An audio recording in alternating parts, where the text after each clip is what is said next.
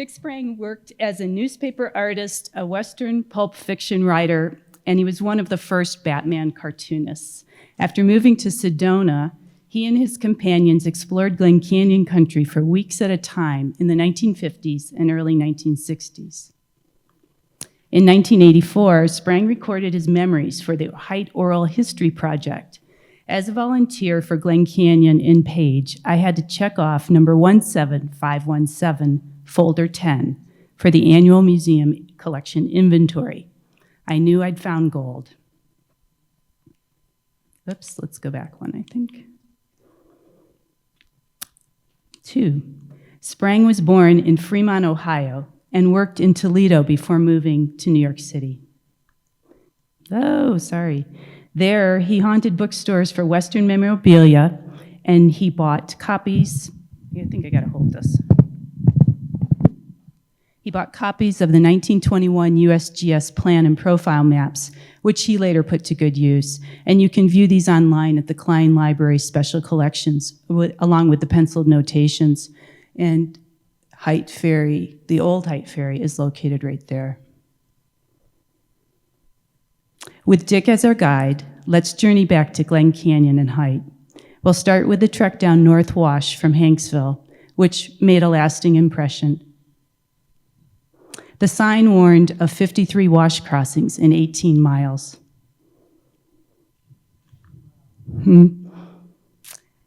Dick said you had to gear down, take it slow, plow through sand, and grind up steep slopes. Inexperienced drivers drowned the ignition system by driving too fast through water crossings. Flash floods required a different technique. You had to wait it out or return to Hanksville if you even could. North Wash comes in on the west side of the Colorado River, the right bank, and it was also known as Crescent Bar. It's more than 167 miles upstream from Lee's Ferry, River Mile 0, and then about 5 miles down to the mouth of Tracheite Creek, where the ranch was, the Dandy Crossing. This 1952 map is actually more useful now that the river's returning to that area. And then 95 went up to Farley Canyon, and then jogged around 95 before, White Canyon before the bridge was put in. And a Texaco road map of the area warned that you shouldn't go to southeastern Utah in that era without a guide. It was here that Dick first met Arthur Chaffin, I guess, Arth to his friends, never Art. And that was in October of 1950. Arth was reluctant to share hard-earned first-hand river knowledge, and Dick diagnosed canyonitis. I think some people in this group probably know all about that. He understood this condition better himself in a couple years after his experiences with the river and the canyons. Dick described Arth as tough, hardworking, small of stature, and with a gentle voice. They became trusted friends. Now, Arth had worked on the river since the age of 12 with his father and his older brothers. They ran a mining claim at Hansen Creek, and there was a horse trail from the Henry Mountains down Hansen Creek, but it was about 33 miles downstream from Hite. Sprang said that Arth knew the river better than anyone, with very few exceptions. Later, Arth worked as a night watch, well, maybe just a watchman for the Stanton Dredge when it was in better condition than in this photograph, and he ran a trading post there for the Navajos. He also worked several mining claims in the area. Arth and his wife Della lived at the ranch at Hite and grew a bountiful orchard, and they gave away fruit and melons to travelers and locals alike. It was located at this big bend in the river and was something of an oasis, but was very isolated. The railroad was 120 miles away, and the closest neighbor on the river was all the way downstream at Lee's Ferry. It was a working ranch with lots of livestock and largely self-sufficient with food grown for the animals and the people. There were lots of ways to cross the river, including rowboats, and generally the animals swam across. And pay attention to this feature on the skyline. This was the view a couple weeks ago. And a side-by-side, so that you can see that that bluff is covered up by sediment, but the river has returned.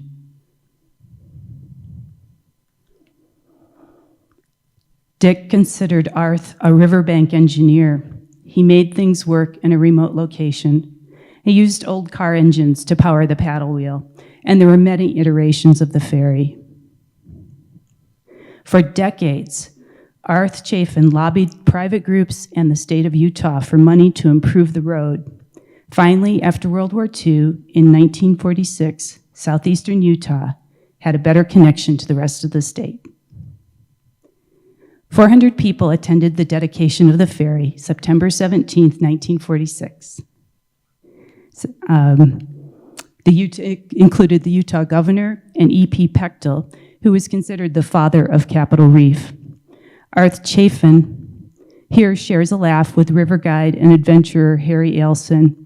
Harry wrote the foreword in the dedication booklet, and he helped haul that heavy cable down from Provo, Utah, Geneva Steel, all the way down to the ferry. And the San Juan High School band ferried over to perform at the service, the ceremony. The governor's car was the first car across, and others were waiting on the San Juan side to cross back to Hite. And oddly, there was a symbolic marriage ceremony to unite Wayne, Garfield, and San Juan County on the way back. Arth provided accommodations for tourists. Those included tent houses, campsites, and meals could be taken with the caretakers. He wanted to offer motorboat trips on the river and horse and pack trips, and highlight scenic attractions along the road for automobiles. Desert Magazine got in on the act. They publicized the new road section. You can see that's drawn in there, the new road. And it largely connected Capitol Reef with natural bridges for some scenic backcountry. Pechtel predicted that this road would become a fine artery of travel, and that the State Road Commission would take it over with anticipated legislature approval. He promoted tourism to Wayne Wonderland, with Capitol Reef the drawing card for the road. In 1933, an interesting aside, every Utah state legislator supported the proposal for Capitol Reef. Pechtel predicted when the road is oiled, meaning this section, you will need a 6-lane highway on 91 to handle all the traffic coming to use this. And of course, 91 is I-15. And they also gave the warning that you better have 2 cars in case of breakdown, and don't count on gas at Hite. Let's just skip back several decades, 60 years earlier, to find out why Hite is called that. And it was named for Cass Hite. He established the small settlement and kicked off a mining boom near what he called Dandy Crossing. Eventually, his brothers joined him and opened a store and a post office. Hite built a ranch downstream at Ticaboo Canyon, and he led a very colorful life. You've probably heard of him. There are many books and articles published about him. But for our purposes and for Dick's, where he was able to visit his grave, and actually a lot of river runners would go there, and it was in better shape then, and they would tend the grave a little bit. And this is historian Charles Kelly standing at the remains of the chimney. 2 other miners' graves are covered by Lake Powell as well. Alonzo Turner ran the rapids of Cataract Canyon in 1907 with a hand-built skiff. He claimed he ran them all. He mined in the Henry Mountains and Glen Canyon for 25 years before tuberculosis ended his career, and he was buried near his cobblestone cabin on California Bar in a prospect hole he dug himself. A decade earlier, he found Cass Hite's body, and he helped bury him. Arth Chaffin transported materials for this very crude but touching headstone, complete with misspellings, including Turner's last name. Lon's cabin fell to ruin, but it was visited by river runners until submerged. John Dalen died prospecting 15 miles below Hite. And you can see this is a little bit earlier photo of those two graves. Let's see. Oh, the cause of death. The death certificate listed unknown but natural. And two of his sons buried him at Ticaboo next to Cass Hite. He was born to Swedish Latter-day Saint immigrants to Salt Lake City, and he and his wife had homesteaded east of Idaho Falls in a settlement named Dalen, Idaho, named for him. And we can only speculate that maybe the lure of Glen Canyon gold drew he and his sons south during the Great Depression. Sprang and his wife, Judy Thomas, met Pearl Biddlecombe Baker on their first trip to the area. She was living in one of those tent houses at Hite. She grew up on a ranch near Hanksville and ran it as a young widow with her small boys after her husband died. She wrote several books on local history and was working on this one, Trail on the Water, about Bert Loper, who had died the year before on the river, as we heard earlier. Dick and his group camped near Pearl's tent house, and she loudly introduced herself. Oh, let's go back. "You're all having so goddamn much fun, I'd like to join you." Dick recalled that Pearl knew everybody. She was outspoken, smart, earthy, high-spirited, secure in self and local knowledge, and she visited Sprang's ranch near Teasdale, Utah often in the 1960s. Pearl taught 30 students at a one-room school across the river at White Canyon during the uranium boom. A mill processing plant operated there for a few years. And when the mill closed, that new company is the one that put in the Moki Dugway as better access to the mill near Mexican Hat. The 1950 river trip also had the good fortune of meeting Harry Ailson. He's shown here with Judy Thomas and Dick's dog Pard and Judy's cat, Mickey. They met at the mouth of the Escalante River and camped together for 2 nights. Harry and Dick exchanged letters and planned future trips, both on land and water. This one was October 1952. That was after Harry's guide season ended, and Dick could take time off from his Batman deadlines. And the animals came along as usual.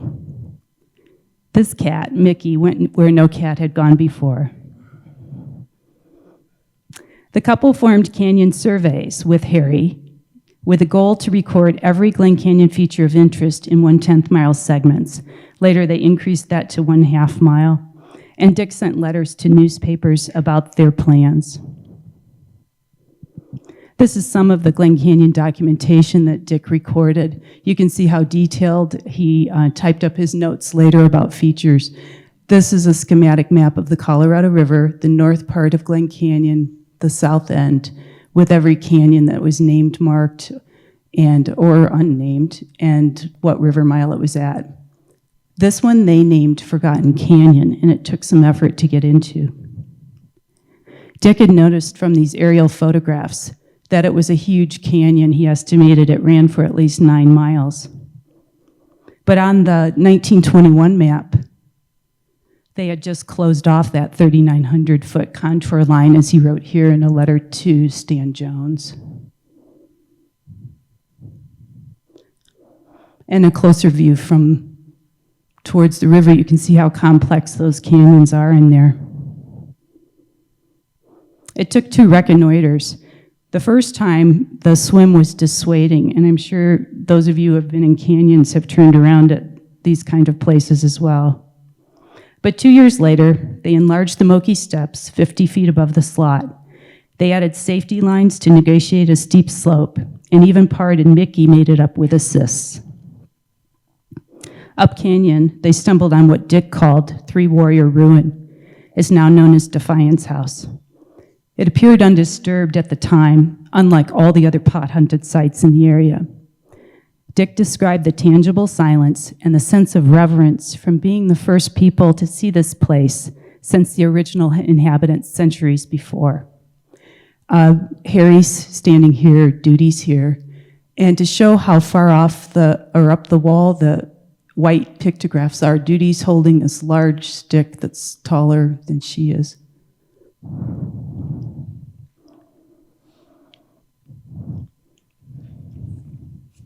With Glen Canyon,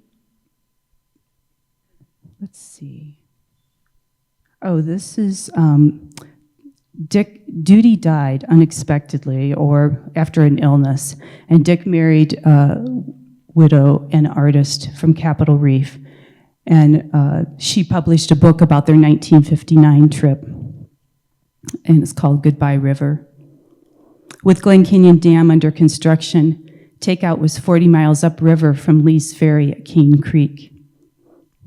Dick mourned the changes. He found Hite a junkyard, deteriorated, and that irresponsible guides and river runners burned the shorelines. He called it a disgusting but fitting tribute, like a terminal illness followed by cremation. The 3 bridges spanning the canyons to the north were completed by 1966. Dick recommended getting your muscles into the rock, lounging in the shade of the greenery, and to be down there for long periods of time to really absorb the beauty. Dick's memories remind us of the hub that Hite Ferry once represented as entry into Glen Canyon and the community it served of miners, locals, river runners, and travelers that were drawn to the area's resources. He reminds us of the history that lies beneath the lake, and with a shrinking reservoir, perhaps some of that buried history might even reemerge. It may or may not help to remember that way before our time, lava dams in Grand Canyon submerged Glen Canyon, with a lake extending beyond Moab, and that Glen Canyon Dam is temporary. But in our lifetimes, we'll have to content ourselves with the memories and photos of those who are lucky enough to see it firsthand. And this is taken from the North Wash over the takeout of Cataract Canyon, looking towards the Dirty Devil. Dick recommended Lewis Freeman's book. He was one of the boatmen we've heard earlier. He was in a 1922 trip that went upriver from Lee's Ferry to Halls Creek, and they picked up that group of religious leaders, politicians, USGS engineers. They were on their way to the 1922 Santa Fe Conference with Herbert Hoover that divided the Colorado River into upper and lower basins. And you can read that book online. It's a Google book, or you can download it for free. Of course, Greg Crampton was the historian who recorded for many years the history beneath the lake. That's a good summary book. Dick didn't mention Gary Topping's book, but it wasn't published for a decade, and it's dedicated to Dick Sprang. Also, the photographs on the front and back cover are taken by Gus Scott. And there's a few oral history interviews that are worth looking up. Arth Chaffin's is by P.T. Riley. They're digitized, they're online. Pearl Baker has a good one. Gus Scott has a couple documents online, including his 1955 river trip. And the Sprang collection is at Klein Library. Harry Ailson's is at the Utah State Historical Society. And if you have any questions, you should ask us. Or if you were lucky enough to be at Hite before the dam, would you please stand up, because you can talk to any of these people.